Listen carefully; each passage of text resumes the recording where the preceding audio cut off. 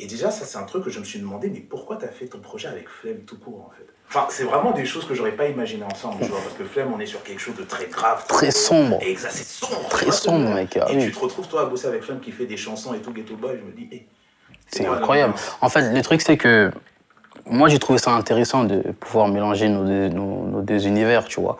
Parce que moi, juste le fait de pouvoir ramener quelque chose de sensible dans quelque chose de sombre, c'est quelque chose qui me parle déjà, tu vois.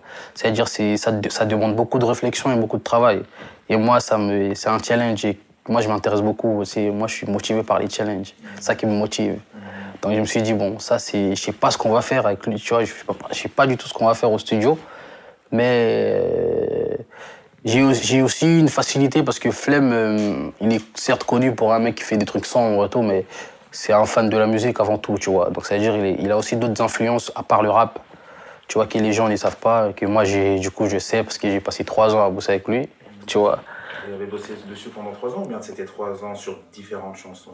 Non, on a bossé pendant, je dirais, ça a pris 3 ans pour bosser le projet parce qu'entre-temps, moi, j'étais dans mon délire, tu vois. Je faisais mes sons, lui aussi, il faisait ses trucs, il produisait des projets, etc.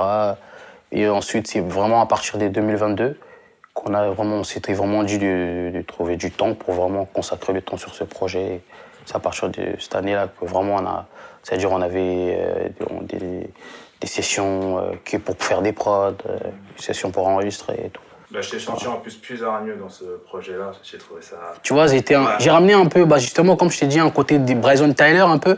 Tu vois, c'est là que tu vois que j'ai beaucoup été inspiré par lui parce que quand je me suis mis à poser sur ce projet-là, je me suis rappelé en fait que quand j'ai commencé, je faisais du rap et je chantais aussi en même temps. Tu vois, je me suis dit donc ça va pas être quelque chose c'est pas un challenge qui va me dépasser, tu vois. J'ai juste à me rappeler de qui j'étais en 2017 et en général c'est toujours ça. Je me suis rappelé de ça et je me suis adapté, tu vois. Et ce que Flemme, il aimait surtout, c'était que je chante vraiment sur des prods sombres, tu vois. Des fois, quand j'essayais même de rapper un peu et tout, il était « Ah non, faut que tu rajoutes un peu, on fait des trucs de miel, un peu, tout ça, tu vois. » C'est ça, en fait, qui lui parlait beaucoup. Et moi, ça me parlait énormément de faire ça. Et franchement, quand je vois le résultat aujourd'hui, je me dis, frère, c'était un choix de ouf, quand même. Tu vois, c'était pas facile, mais on l'a quand même fait, tu vois.